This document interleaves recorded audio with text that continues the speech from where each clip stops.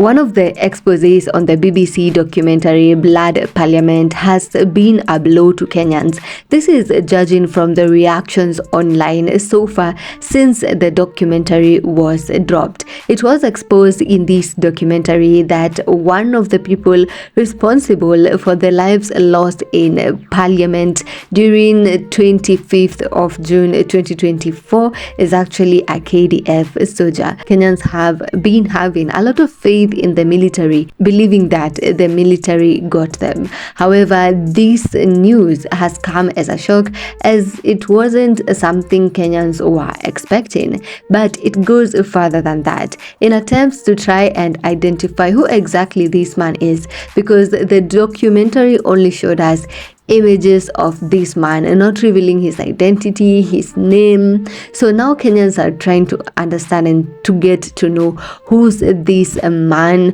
who's his family, what was he doing. And in the process of this, there might be something deeper. Let's get into it. So before we get into the deeper part of this, let's look at how Kenyans have reacted after finding out that one of the soldiers or one of the people responsible for the young lives lost is actually a KDF soldier. A netizen commenting on our YouTube page said it really hurts to know that one of the morons involved in the killings is KDF, the same KDF that swore to protect civilians. The PR KDF imekuwa inaenjoy on these streets ni kama itapotea na the BBC documentary.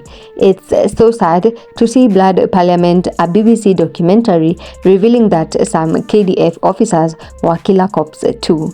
Na vile tuliwapea heshima. Wase, we are on our own. We are on our own. KDF. Tunawalipa mishahara, tunawanunulia hizo uniform mnavaa. Mpaka hizo bude, it's our taxes. Then you come and bullet us and you kill us like this? Hey.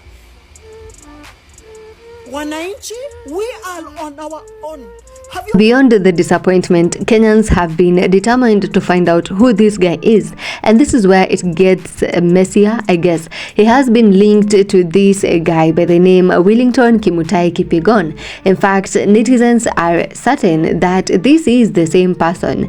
See, Willington Kimutai Kipyegon was trending sometime last week, in fact 7 days ago, and this was with the reports that he was arrested for impersonating the military. According to reports that were circulating then, it was alleged that he had managed to fake being a soldier and that he was in fact staying within the Embakasi Barracks and had access to both guns and uniforms. How could the man, a simple guy, just manage to infiltrate the barracks and impersonate soldiers? Kenyans went wild with their speculations. Let's have a look at them. Ama he was dismissed na akadecide kubaki. Maybe alifutwa kitambo bila kujua KDF huwa na mambo. A possibility that the top 1% wants him to go bite the dust. It's not easy.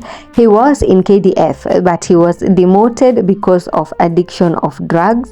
I personally know this guy. He initially served in the force before being dismissed. I don't know how he found his way back there.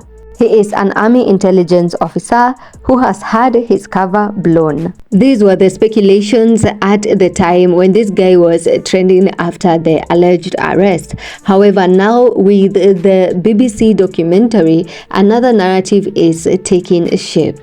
People believe that this is the same pattern. The KDF soldier exposed on the BBC documentary is Willington Kimutai Kipyegon. About the KDF soldier shooting at people at BBC documentary, is this not Willington Kimutai Kipyegon, the alleged KDF imposter arrested days ago?